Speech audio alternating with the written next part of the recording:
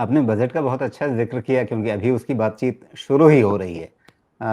कल ही मैं रेडियो पर था और वहाँ पर उस प्रोग्राम में ये चर्चा छिड़ी कि चूँकि कल वित्त मंत्री की अर्थशास्त्रियों के साथ बैठक थी, जो बजट से पहले वाली बैठकें होती हैं। तो मेरे मन में सवाल वही था कि सरकार ने इतना कुछ पहले ही किया है।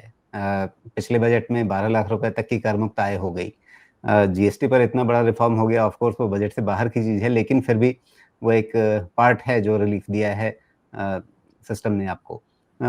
उसके बाद अब नए साल में, नए बजट में ऐसा क्या हो सकता है? मान लीजिए कि ट्रेड डील पर निश्चितता तब तक नहीं आती है। जीएसटी को भी यही कहा जाता है कि ट्रेड डील को लेकर के एक तरह से काउंटर मेजर के रूप में उसको लाया गया, इतना बड़ा रिलीफ जो दिया गया। तो बजट में ऐसा क्या हो सकता है? अगर निर्मला जी आज आपसे पूछें कि हाँ बताओ राहुल क्या-क्या करना है? आप क्या कहेंगे उन्हें? देखिए, अगर मैं ग्रोथ का एक फॉर्मूला ले लूं जो जीडीपी का फॉर्मूला है, consumption plus investment plus government spending plus export minus import, C plus I plus G plus X minus है। अब एक्स और एम आपके कंट्रोल में नहीं है क्योंकि दुनिया में जो हो रहा है वो हो रहा है, ट्रेड डील्स हैं, इंपोर्ट रिस्ट्रिक्शंस हैं वगैरह वगैरह। तो एक्स और एम को हटा देते हैं, आप सी आई और जी पे आ जाते हैं।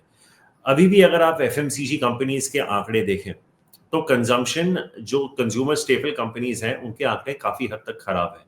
कोलगेट में वॉल्यूम डी ग्रोथ था, हिंदुस्तान लीवर का ऑलमोस्ट 0% वॉल्यूम ग्रोथ था, जो कि अब ग्रोथ भी नहीं बोल सकते। तो कंज्यूमर कंपनीज में डेफिनेटली अभी भी एक चैलेंज है in terms of volume growth. तो बॉटम ऑफ द पिरामिड जो कंजम्पशन रिवाइवल की हम बात करते हैं वो नहीं हो रहा। इसका मतलब वेज इनकम इन्फ्लेशन इतना नहीं हो रहा। आपको एक ऐसा टारगेट करना होगा, और ये जो वेलफेयर स्कीम्स होते हैं ना, ये बहुत ट्रांजिएंट होते हैं। ये कभी कभार एक स्टेट इलेक्शन के आसपास भी आ जाते हैं। अभी जैसे हमने बिहार के इलेक्शन में देखा, एक वेलफेयर स्कीम अनाउंस हो गई, पर ये स्ट्रक्चरल नहीं होते। तो अगर आप स्ट्रक्चरली कुछ ऐसा करें कि रूरल इनकम्स वाकई ही रिवाइव हो जाए, और ये जरूरी नहीं है कि ये एग्रीकल्चर से ही रिवाइव हो, ये मैन्युफैक्चरिंग से भी हो सकते हैं, ये अर्बनाइजेशन से भी हो सकते हैं, पर आपको एक रोड मैप देना होगा कि how are you going to revive rural wages and how are you going to get the bottom of the pyramid to consume more. अभी देखिए, एक कोविड के दौरान एक चीज हो गई थी कि सारे कॉर्पोरेट इंडिया ने अपने बैलेंस शीट रिपेयर कर दिए थे। इसके बाद जो हुआ, सबका फोकस कैश फ्लो पे चला गया, सबके अर्निंग्स इंप्रूव हो गए। आज मुझे लगता है कॉर्पोरेट इंडिया में एक थोड़ा सा डर है डेट लेने में। आप देखिए, आज भी अगर किसी कॉर्पोरेट को रेज करना है पैसा, the first mode is equity and dilution. तो आई थिंक कहीं ना कहीं अगर गवर्नमेंट अपनी स्पेंडिंग चालू रखे, has a good budget for capex and a reliable one at that. Two, does enough to incentivize private sector to invest again. And third, have a roadmap to structurally revive the rural sector and the incomes.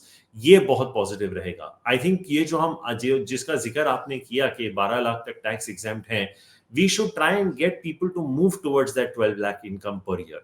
I think it is not enough that people are making maybe 2 3 4 5 lakhs. जब ये बढ़ेगा तभी India बढ़ेगा। I think so, it is so.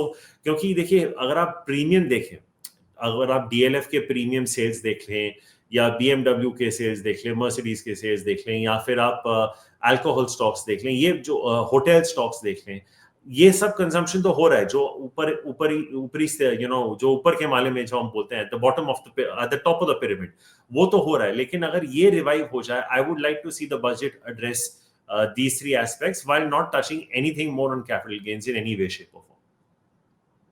जी। अच्छा, अब लोग ये उम्मीद करना भी छोड़ चुके हैं कि जो लॉन्ग टर्म कैपिटल गेन है वो हटे, बस उसकी और टिंकरिंग ना की जाए।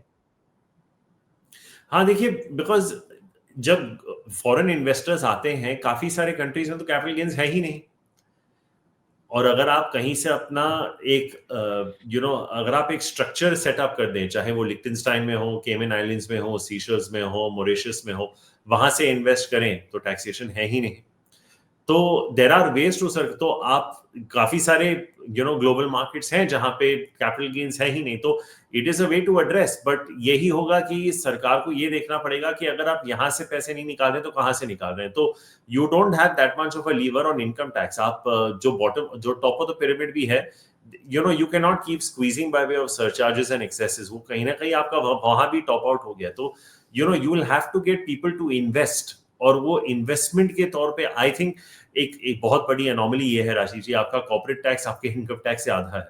कहाँ कहाँ से ऐसे ऐसे इतने कंपनीज हैं जहाँ पे उद्योगपति हैं जो सैलरी नहीं लेते, they get there income out of dividends and so on and so fourth, तो उनका टैक्स बच जाता है, लेकिन हमारा 40 या 30 या जो भी है 25% टीडीएस कट के आता है। तो I think somewhere if you can just revive the whole growth engine of India और वहां से आप अपना अगर जूस निकाल लें, एंड लाइक आई सेड, अगर वो आप इनकम्स को जेन्युइनली इंक्रीज कर दें बाय स्किलिंग और व्हाटएवर एल्स, एक जी, बहुत बड़ा स्ट्रक्चरल शिफ्ट आ सकता है इंडिया में। जी।